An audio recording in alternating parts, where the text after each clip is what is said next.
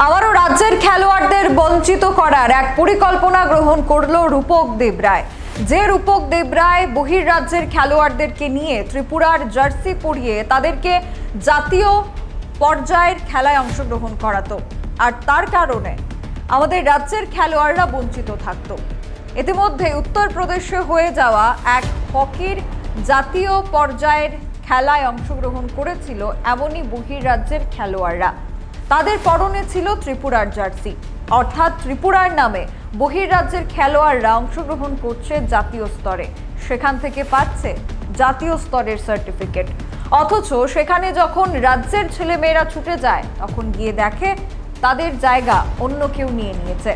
আর সে কারণে এবারে রূপক দেবরায়ের বিরুদ্ধে এবং তার সেই টিমের বিরুদ্ধে অ্যাকশন গ্রহণ করার জন্যে হকি ইন্ডিয়ার অ্যাসোসিয়েশনকে জানান দিয়েছে হকি ত্রিপুরার টিম। ত্রিপুরা স্পোর্টস কাউন্সিল এবং ত্রিপুরা অলিম্পিক অ্যাসোসিয়েশনের বৈধ হকি ত্রিপুরার পক্ষ থেকে এবার ত্রিপুরা হকির বিরুদ্ধে এক লিখিত নোটিশ জারি করা হলো। এর বিরুদ্ধে অ্যাকশন গ্রহণ করার জন্য পূর্ব থানায় মামলা হয়েছে। এই বিষয় নিয়ে হকি ত্রিপুরার অ্যাসিস্ট্যান্ট সেক্রেটারি কেশব দেববর্মা কি বলছেন শুনুন। নমস্কার, স্বাগত জানাচ্ছি সোশ্যাল বাংলায়। আচ্ছা বলুন। আমরা দেখলাম যে ত্রিপুরা রাজ্যের খেলোয়াড়রা একটা সময় ধরে তারা বঞ্চিত হয়েছিল এবং এখন আমি দেখলাম, আমরা সেটা শুনতে পেলাম আপনারা হকি ত্রিপুরার একটি টিম যেখানে বহিরাজ্যের খেলোয়াড়রা অংশগ্রহণ করেছে রাজ্যের খেলোয়াড়দেরকে বাদ দিয়ে। সেই বিষয়টা কি কি কারণে আপনারা এই অভিযোগ করেছেন? অ্যাকচুয়ালি বলতে গেলে যে যেই টিমটা এখন এন্ট্রি নিয়েছে ওরা আমাদের ত্রিপুরা রাজ্যের খেলোয়াড়দের এবং নবীন তরুণীদের ভবিষ্যৎ নিয়ে ওরা দীর্ঘদিন যাবৎ খেলছে। বিগত 2008 থেকে তাদের স্টার্ট। কিছু হয়তো অর্থের ইয়াতে ওরা বহিরাজ্য থেকে খেলাচ্ছে, অর্থ নিচ্ছে, খেলাচ্ছে, তাই হচ্ছে।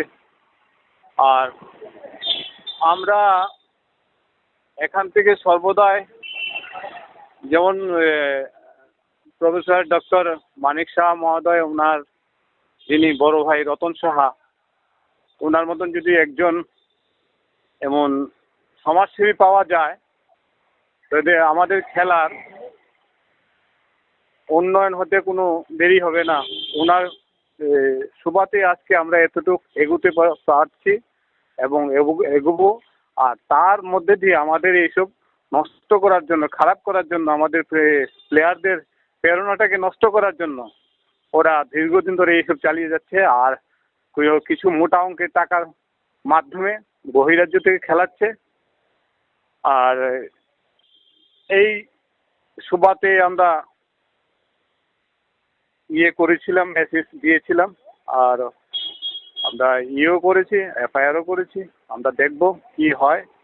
তাই আমরা সরকারের কাছে, বিশেষ করে মাননীয় টিঙ্কু রায় মহাশয়, ওনার যে উদ্যোগ এবং মাননীয় মুখ্যমন্ত্রীর যে উদ্যোগ, সেই উদ্যোগে যদি আমরা সবাই এগোতে পারি আর আমরা সহানুভূতি পাই তাহলে আমরা অনেক আগে যেতে পারবো।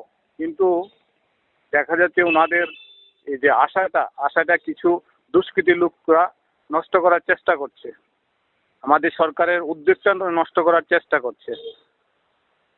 এই আর কি আমাদের কথা, এটা যাতে নষ্ট হয়, এটা যাতে খারাপ হয়। আমাদের মাননীয় মুখ্যমন্ত্রীর কাছে একটি থাকবো, যাতে ক্রীড়ামন্ত্রীর কাছেও থাকবে, যাতে ওনারা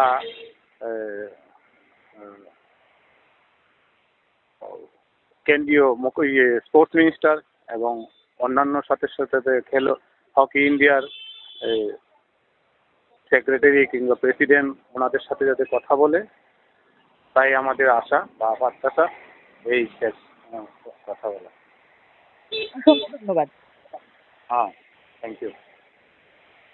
এভাবেই রাজ্যের খেলোয়াড়রা বঞ্চিত হতে থাকলে আগামী দিনে ত্রিপুরা রাজ্যের খেলোয়াড়দের ভবিষ্যৎ একেবারে অন্ধকারের দিকে চলে যাবে, যার কারণে অলিম্পিক অ্যাসোসিয়েশন একটা সময় অবৈধ ছিল, পরবর্তী সময় সে অলিম্পিক অ্যাসোসিয়েশন বৈধ রূপ নিয়েছে, তাতে করে অনেক খেলোয়াড়রা সুযোগ পেয়েছে। ঠিক তারই মতো এই হকি খেলায় যারা উৎসুক রয়েছে, রাজ্যের প্রতিভাবান খেলোয়াড়রা, তাদেরকে সাথে নিয়ে বৈধভাবে যাতে রাজ্যের ছেলেমেয়েরা সুযোগ করতে পারে, তার জন্যে এই এফআইআর করা হয়েছে সেই অবৈধ সংস্থার বিরুদ্ধে এবং সেই দুষ্কৃতের বিরুদ্ধে। এখনকার মতো সংবাদ এখানেই শেষ করছি। পরবর্তী গুরুত্বপূর্ণ আপডেটস দেখতে চোখ রাখবেন সোশ্যাল বাংলায়। নমস্কার।